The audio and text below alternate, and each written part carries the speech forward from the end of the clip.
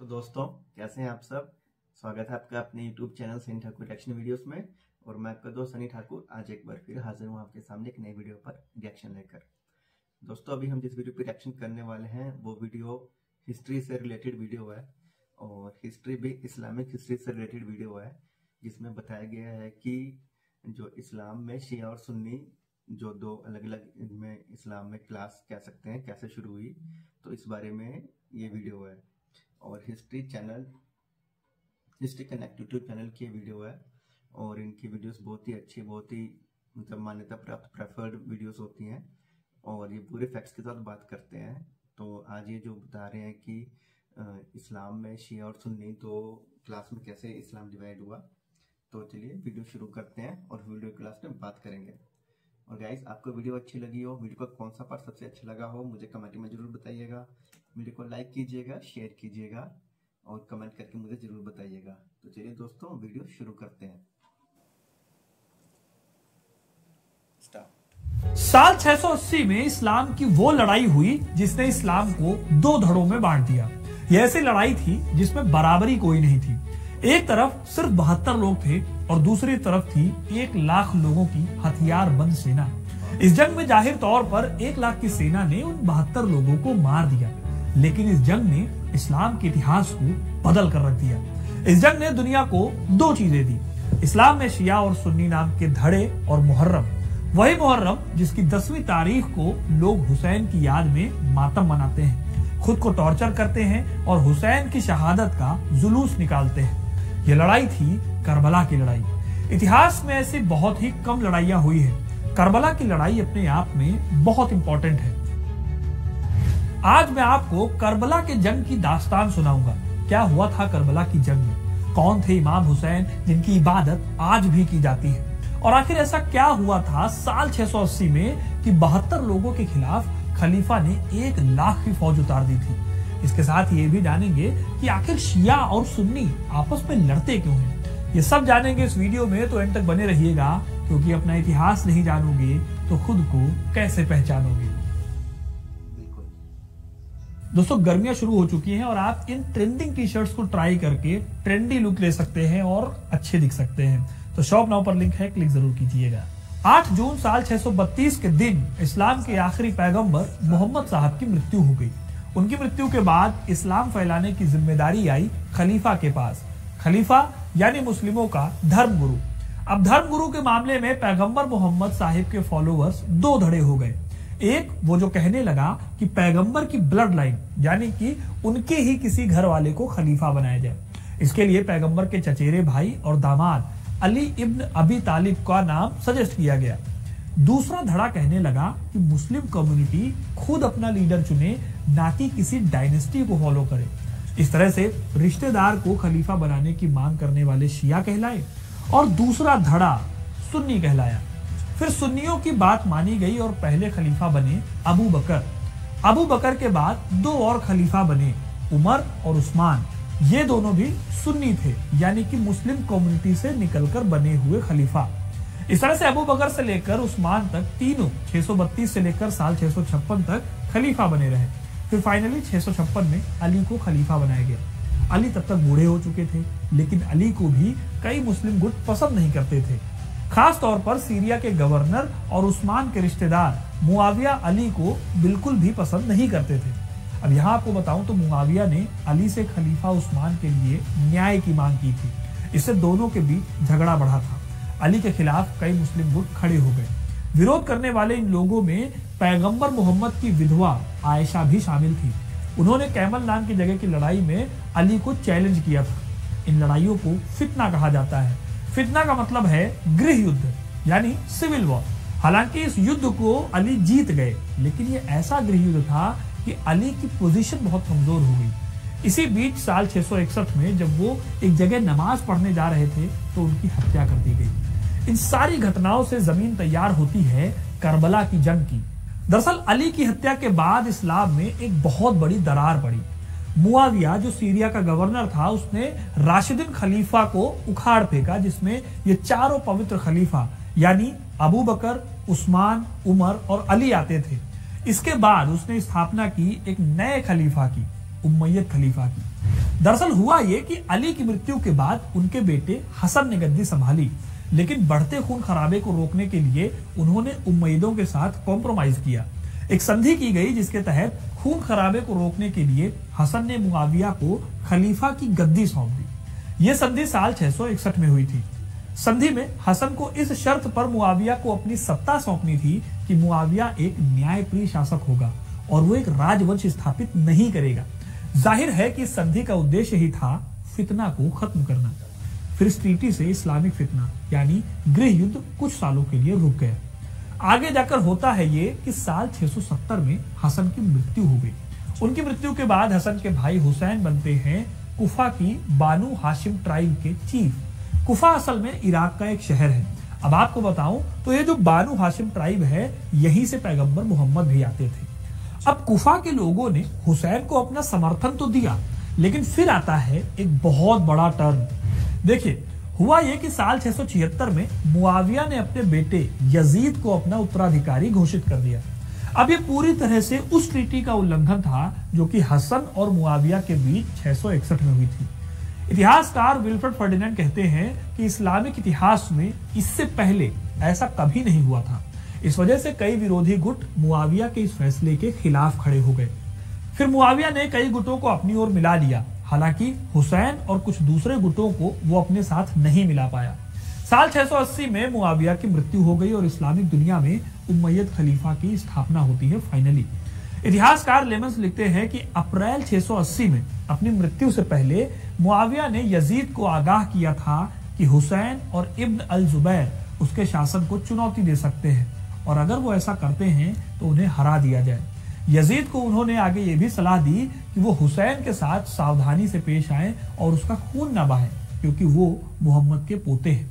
Yazid के बारे में पॉपुलर बिलीफ था कि वो एक भ्रष्ट, रिश्वतखोर और हिंसक शासक था। उसने अपने शासन को बनाए रखने के लिए हुसैन से वफादारी की मांग की, लेकिन हुसैन ने इस बात से इनकार कर दिया क्योंकि यजीद खुलेआम भ्रष्ट था और बहुत ज्यादा क्रूर माना जाता था। हुसैन ने यजीद के ऑफर को मना करके मक्का की ओर रुख किया और फिर वो वहीं पर रुक गए।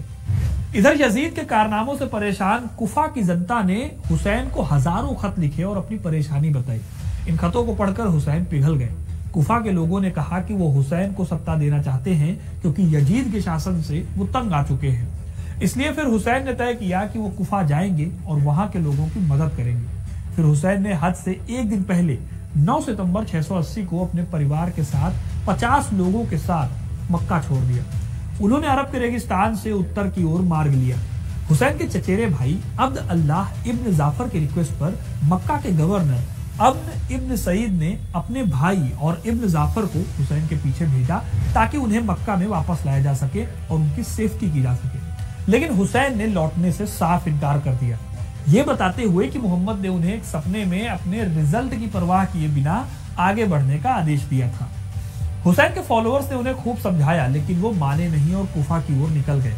हालांकि जब तक वो कुफा पहुंच पाते तब तक यजीद के गवर्नर उब्दा-उल्लाह इब्न जियाद ने कुफा पहुंचकर विद्रोह को दबा दिया। कुफा के लोगों ने यजीद के अत्याचारों से बचने के लिए हुसैन का साथ छोड़ दिया।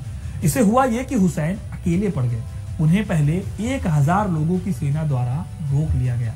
हुसैन से कहा गया कि या तो यजीद को खलीफा मान लो या फिर उनसे युद्ध करो। लेकिन हुसैन ने कहा कि वो सरेंडर नहीं करेंगे क्योंकि वो इस्लाम में न्याय और सुधार लाना चाहते हैं।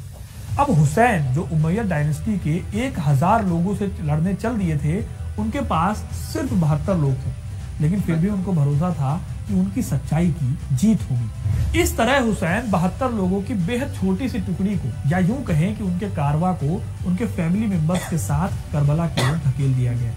ये जो मैप में आप यूफ्रेट नदी देख रहे हैं, इसके किनारे ही करबला बसा हुआ है। यहीं पर उन्हें कैंप लगाकर रहने को मजबूर किया गया। दोस्तों, ये जो मैं बता रहा हूं, ये तारीख थी 2 अक्टूबर साल 680 की। तब हिजरी कैलेंडर में मुहर्रम का दूसरा दिन चल रहा था। आने वाले 8 दिन हुसैन और उनके 72 साथियों के लिए बहुत ज्यादा तकलीफ देह होने वाले थे, क्योंकि यजीद ने तय कर लिया था कि वो किसी भी हाल में हुसैन की वफादारी हासिल करके रहेगा। अगले 5 दिनों तक हुसैन अपने कैंप में रहे और किसी भी तरह की शर्त को मानने से मना कर दिया।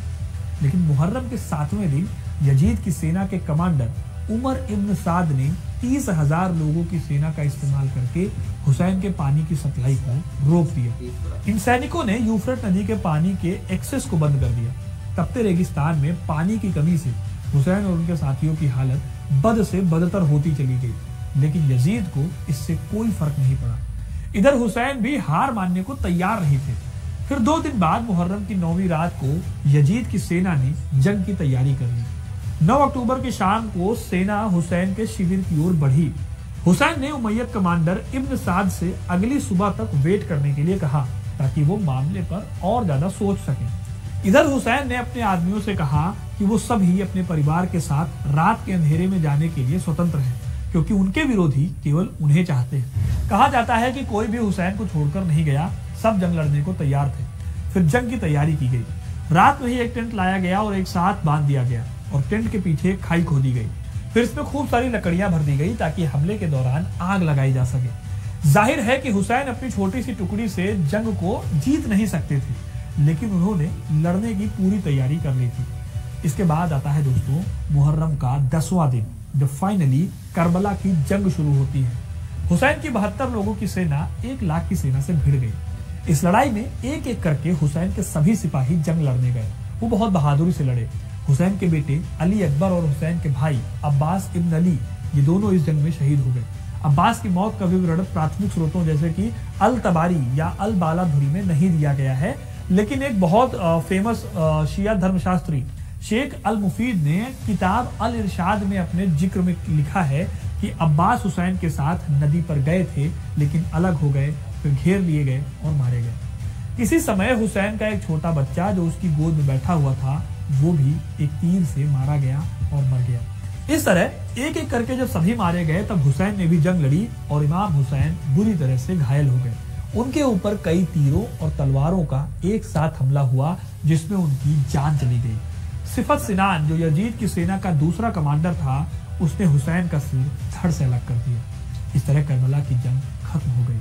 हुसैन की तरफ से जंग में 70 या 72 लोग मारे गए, जिनमें से लगभग 20 अली के पिता अबू तालिब के वंशज थे। इसमें हुसैन के 2 बेटे, उनके पैतृक भाइयों में से 6, हसन इब्न अली के 3 बेटे, जफर इब्न अली तालिब के 3 बेटे और अकील इब्न अली तालिब के 3 बेटे और 3 पोते शामिल थे। लड़ाई के बाद हुसैन के कपड़े उतार दिए गए और उनकी तलवार, जूते और सामान ले लिया गया।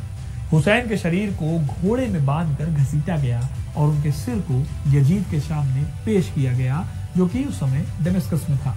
महिलाओं के गहने और लबादे भी जब्त कर लिए गए। कुछ दिनों बाद इन महिलाओं को मदीना रवाना कर दिया गया। दोस्तों, करबला की लड़ाई भले ही खत्म हो गई हो, लेकिन इसने एक कभी न खत्म होने वाली लड़ाई या यूं कहें दरार को जन्म दे दिया था। ये लड़ाई थी शिया और सुन्नी की लड़ाई। करबला की जंग अत्याचार के विरुद्ध जंग का सिंबल बन गई। यही वजह है कि हुसैन की मृत्यु के बाद उमैयदों के खिलाफ कई विद्रोह उठ खड़े हुए, जिसने आखिर में उमैयद खलीफा के पतन की नींव रखी। आज भी मुहर्रम के 10वें दिन हुसैन की शहादत की याद में मातम मनाया जाता है। उनकी हत्या को लेकर दुख जताया जाता है। तो दोस्तों, ये थी कहानी शिया और सुन्नी के बीच लड़ाई की और उस अहम जंग की जिसे करबला के नाम से जाना जाता है। आपको ये कहानी कैसी लगी, कमेंट करके जरूर बताइए।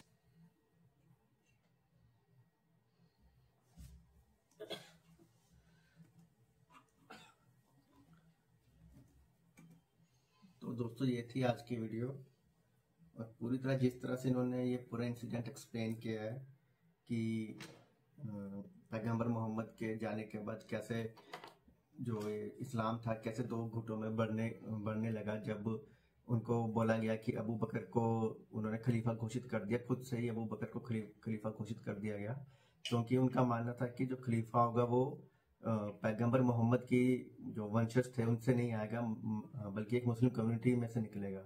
और इस वजह से और वो उस मुस्लिम कम्युनिटी को कहा गया सुन्नी, और जो पैगंबर मोहम्मद की डायनेस्टी थी उनको शिया कहा गया। आज भी अभी आप देखेंगे जो इजराइल ने ईरान पे युद्ध किया है, जो हमला किया है, तो ईरान जो है वो शिया देश है, मतलब शिया मुस्लिम का देश है, जो मानते हैं कि हम डायरेक्ट पैगंबर मोहम्मद के वंशज हैं, उनके डायनेस्टी से निकले हैं। और पूरे दुनिया में सिर्फ ईरान ही एक ऐसा देश है जो शिया मुस्लिम देश है, बाकी सभी के सभी मुस्लिम देश सुन्नी देश हैं। और जो पाकिस्तान ईरान की जो मदद करने की बात कह रहा है वो भी एक सुन्नी देश है। और डिप्लोमेटिक बातें कर रहा है, बट रियल में अगर पाकिस्तान ईरान का साथ देने लगा तो हमें लगता नहीं वो उसका साथ देगा, क्योंकि इससे जो शिया और सुन्नी का साथ देने की बात हो जाएगी। दूसरा, अमेरिका डायरेक्ट इसराइल को सपोर्ट कर रहा है, और अगर पाकिस्तान को ईरान पाकिस्तान का सपोर्ट लेता है तो फिर वो अमेरिका को नाराज नहीं कर पाएगा। तो इस वजह से अभी जो इन्होंने हिस्ट्री एक्सप्लेन की है इस्लाम की, जो करबला की लड़ाई हुई थी उसके मुहर्रम के 10वें दिन जो उनको कत्ल कर दिया गया, उसकी याद में आज भी हर साल मुहर्रम के 10वें दिन को जो ये मुस्लिम समुदाय के लोग हैं वो करबला ऐसा नारे लगाते हैं कि मतलब इमाम हुसैन को याद करते हैं और अपने आप को तकलीफ देते हैं उनकी याद में, उनकी रिस्पेक्ट दिखाने के लिए। तो दोस्तों, ये थी आज की वीडियो। आपको वीडियो कैसी लगी मुझे कमेंट में जरूर बताइएगा। वीडियो का कौन सा पार्ट आपको सबसे अच्छा लगा प्लीज लिखना मत भूलिएगा। चैनल को सब्सक्राइब कीजिएगा। जल्दी मिलूंगा आपसे एक नई वीडियो में, तब तक अपना ध्यान रखिएगा। Good bye.